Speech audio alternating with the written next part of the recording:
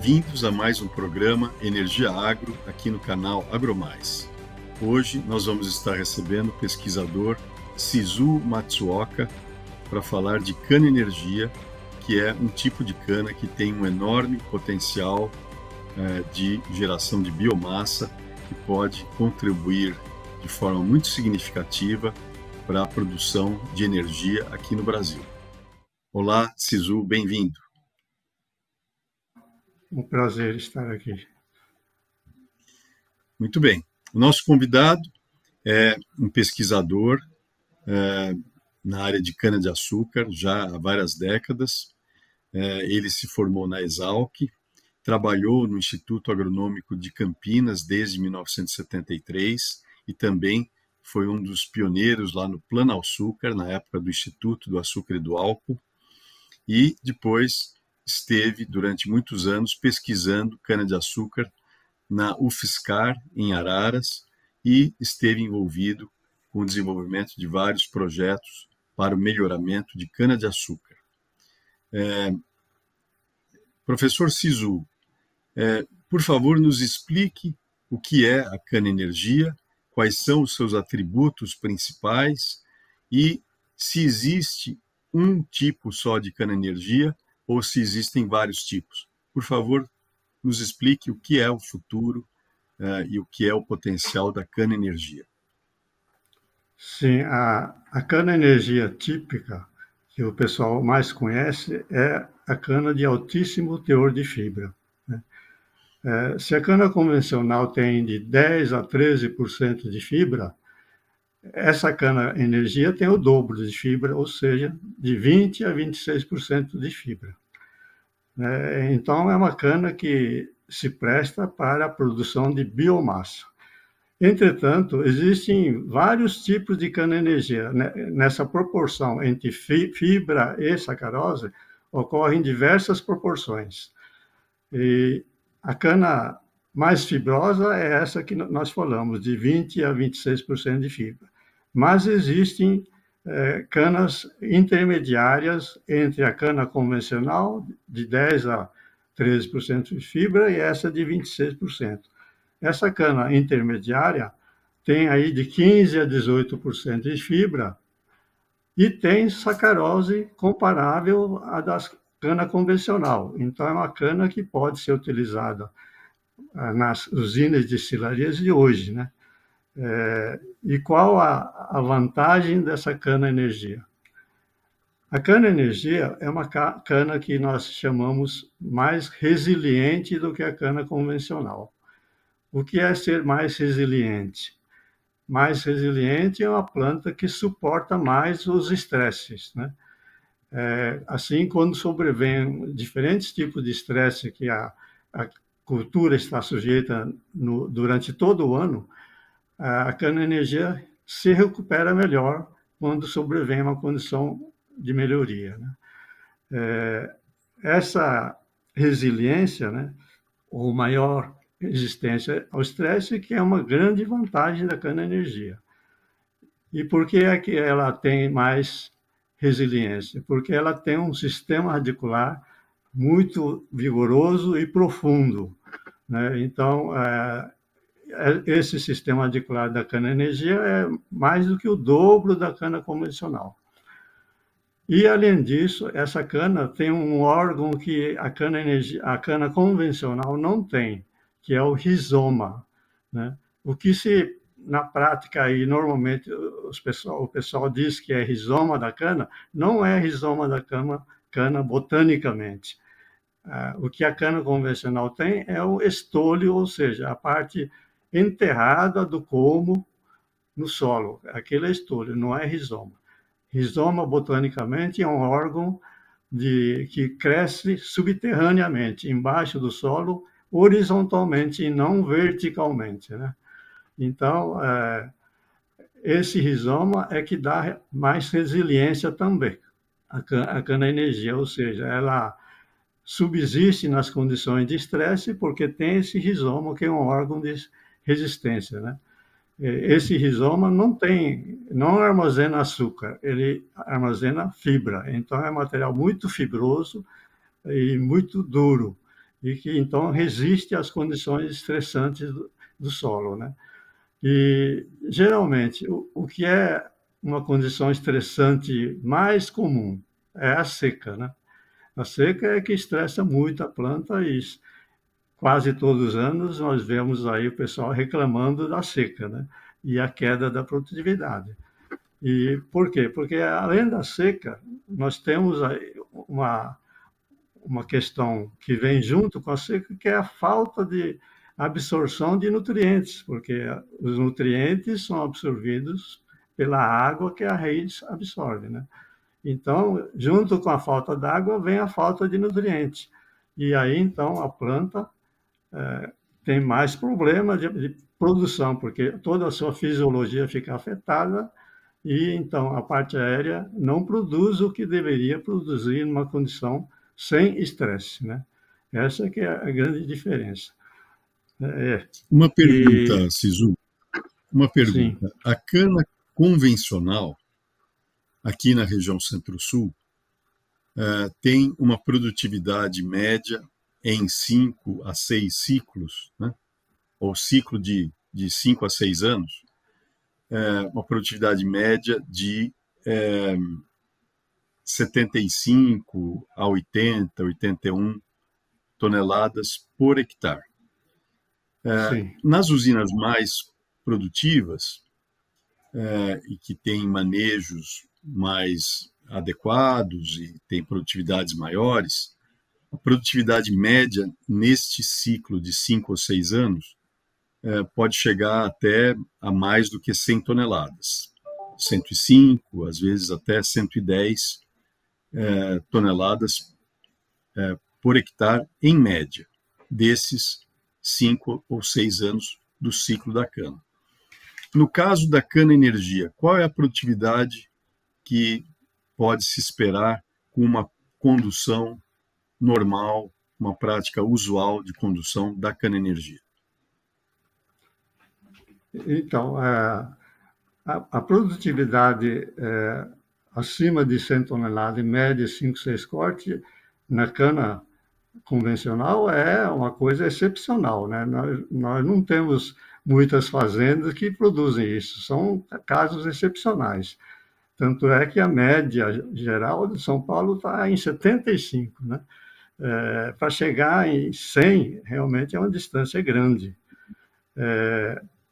E a cana-energia comparada nas mesmas condições dessa cana convencional, ela produz aí 50% a mais nessa média de 5 a 6 cortes. Agora, a grande diferença é que a cana convencional ela vai caindo de produtividade a cada corte, né?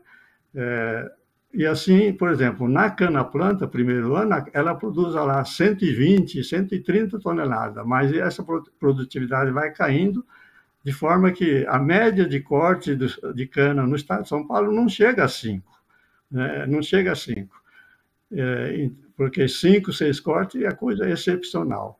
Na cana-energia não cai, né? Na cana-planta, a produtividade nessa condição boa, excepcional, pode apenas se equiparar à cana convencional, mas à medida que avançam os cortes, o ganho vai subindo em relação à cana convencional. Essa é a grande diferença. E, como eu disse, como ela tem uma capacidade de rebrota muito boa, ela não dura apenas 5 cortes, dura 10 cortes. Então, é uma grande vantagem, né? Essa duração, porque é sabido que o plantio da cana-de-açúcar é uma operação muito cara, né? Sem dúvida alguma.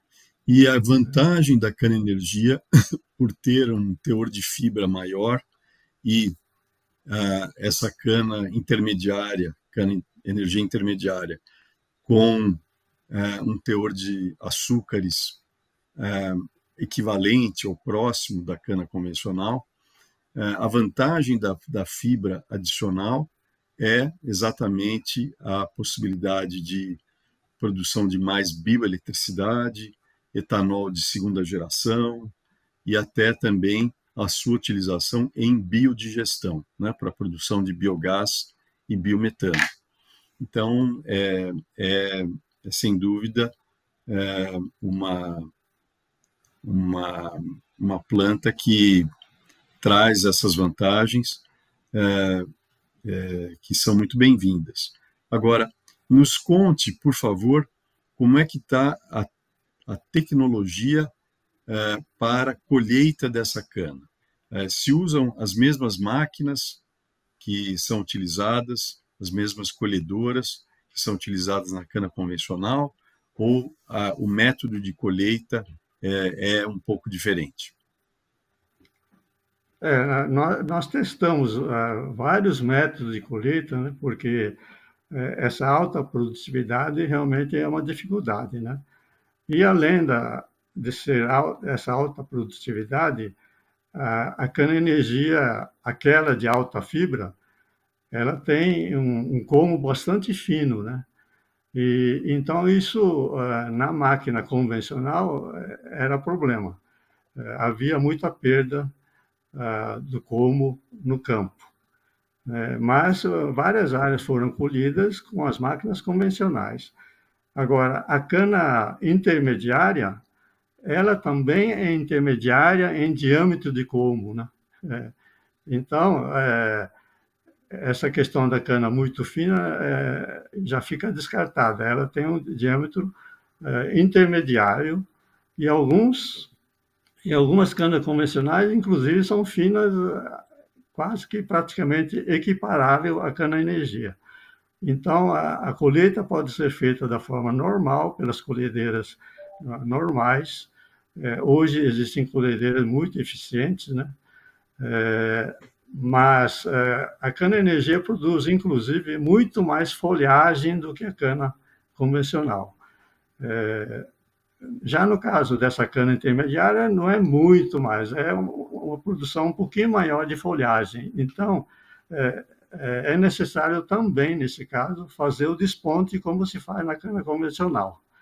E a vantagem da cana-energia é que ela fica muito ereta, né?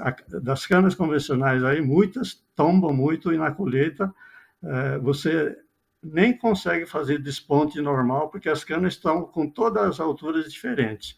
E na cana-energia, ela fica ereta e muito uniforme, então o desponte se faz de uma maneira muito eficiente, né?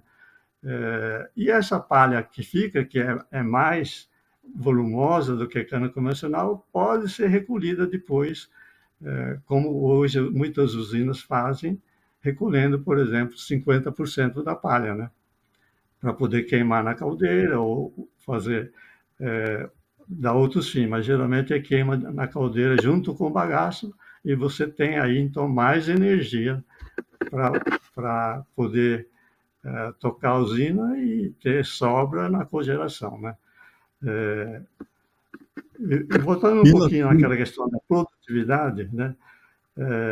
Eu queria comentar mais especificamente o resultado de um experimento que colhemos ano passado, onde nós comparamos num solo bastante fraco uma parcela são várias parcelas naturalmente, repetições de tratamento com fósforo no suco, na quantidade convencional de 150 kg P2O5, e outro tratamento sem nenhum fósforo, só NK, né? E o resultado no terceiro corte, quando nesse terceiro corte nós não fizemos nenhuma adubação NPK, nitrogênio, fósforo e potássio, a produtividade da cana tipo 1, que é essa intermediária, foi de 60% a 80% superior à cana convencional, a variedade mais cultivada hoje. Então, é um resultado excepcional, né? Em experimentação de cana, quando se tem 5% a 10% de aumento de produtividade, aquele clone já é eleito variedade, né? 15% é coisa extraordinária, e nós estamos falando de 60%, 70%, né? Então, realmente, a produtividade em condições estressantes, que foi o caso, é bem maior do que a cana convencional, né?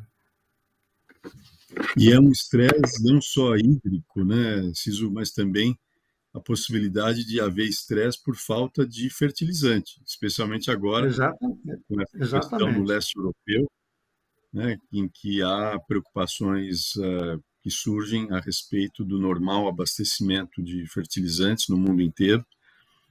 Essa questão ganha importância, sem dúvida.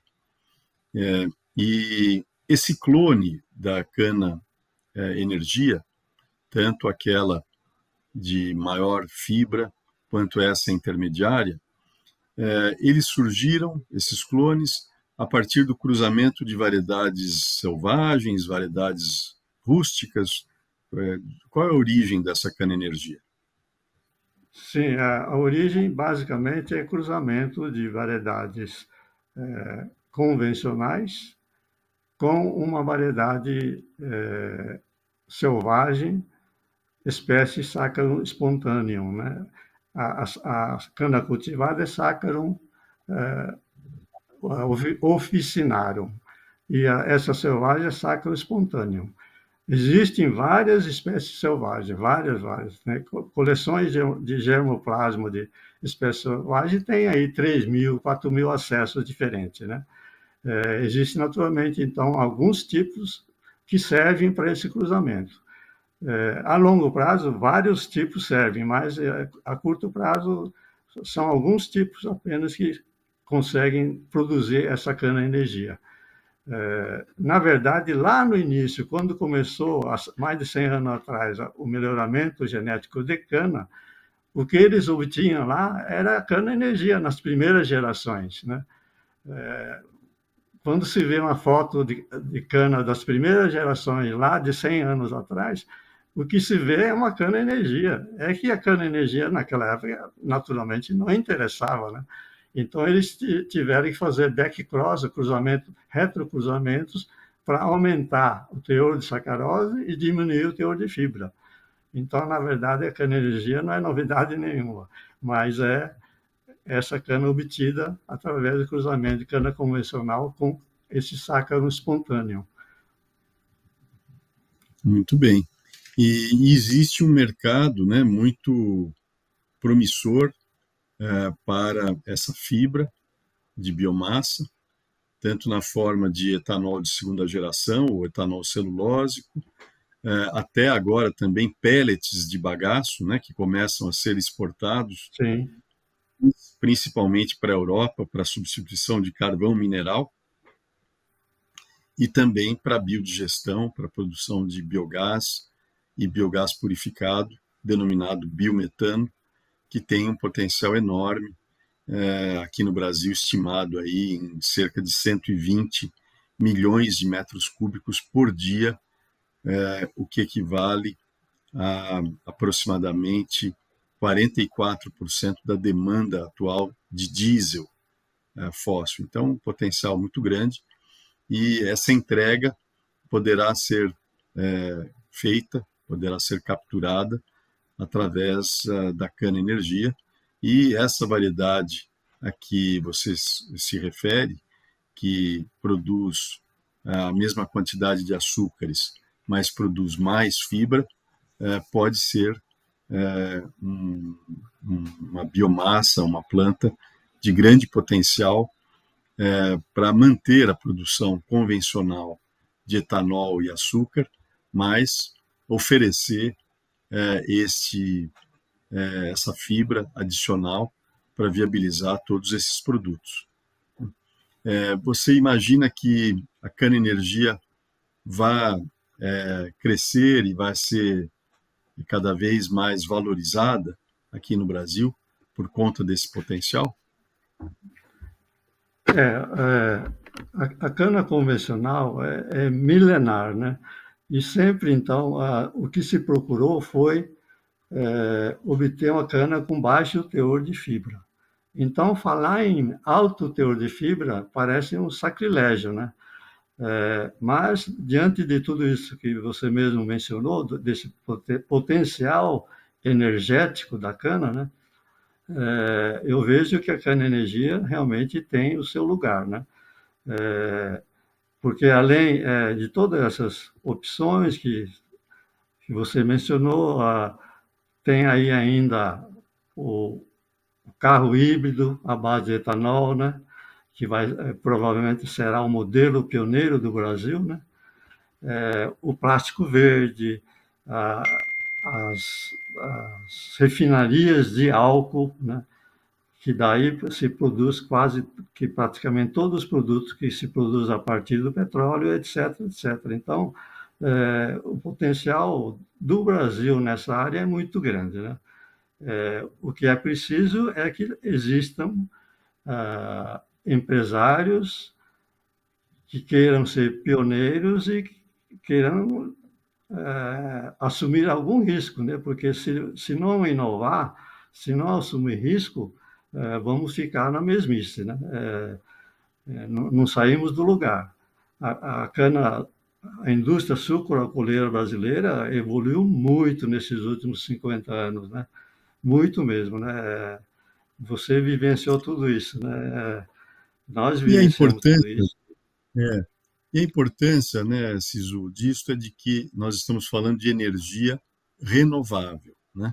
Então, atualmente, se reconhece as formas de energia eólica e solar como renováveis, mas a energia da biomassa é renovável, é capaz de entregar uma substituição de gases do efeito estufa gerados por combustíveis fósseis numa proporção elevadíssima, que chega até a mais de 91% de substituição. Isso na avaliação do ciclo de vida, que é a avaliação integral de todo o ciclo de geração e uso da energia. E essa entrega ela pode, portanto, se intensificar com desenvolvimentos agronômicos, como esse que nós estamos discutindo aqui, em que a gente pode reconhecer que algumas biomassas são, na verdade, máquinas extraordinárias de captura de energia solar e transformação dessa energia em energia fácil de ser capturada, armazenada e distribuída de forma econômica e segura. Então, eu acho que é muito importante essa discussão, porque nós estamos aqui falando de biomassa, que tem inúmeras aplicações e que pode ser fácil de ser implementada, desde que aplicada a tecnologia correta, o uso do clone, o uso do híbrido adequado, com as práticas agronômicas adequadas. Você que está nessa atividade aí há praticamente 50 anos, Sisu, Sim.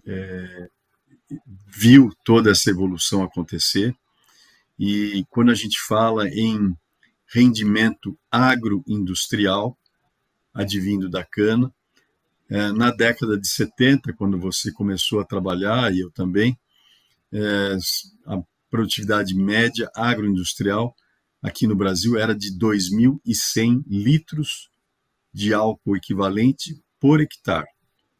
Hoje nós estamos aí na faixa de 7.000, 7.500 litros, mas esse potencial pode crescer bastante com diferentes práticas, podendo atingir aí já em algumas usinas hoje produtividades próximas de 11.500 litros de etanol equivalente por hectare, e uma possibilidade que se antevê possível de chegar a 18 ou 20 mil litros por hectare.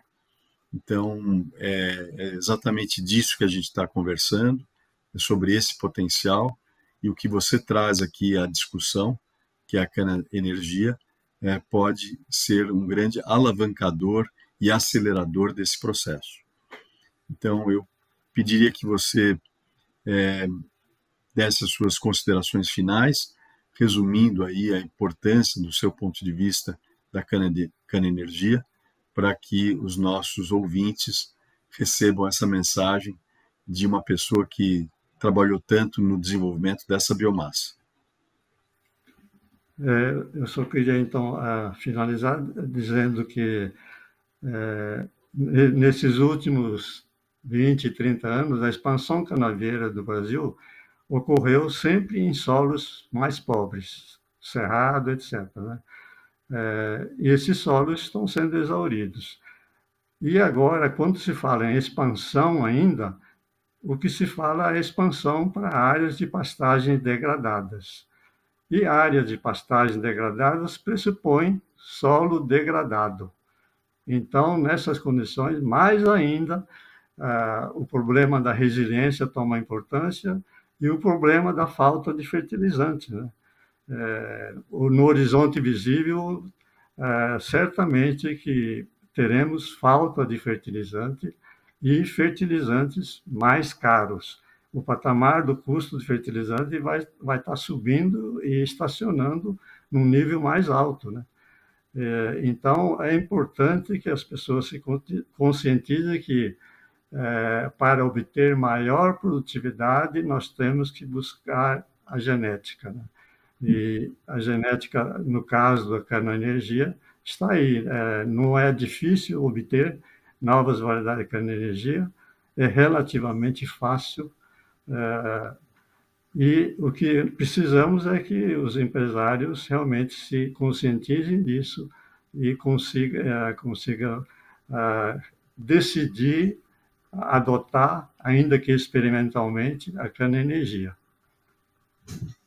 Tá bem, muito obrigado, Sisu. Agradeço aqui a sua participação no nosso programa, espero recebê-lo mais vezes. E fica aí a mensagem sobre o enorme potencial da cana-energia para a geração de biomassa e também açúcares que poderão ser utilizados para obtenção de etanol e açúcar. Muito obrigado. Obrigado, eu que agradeço.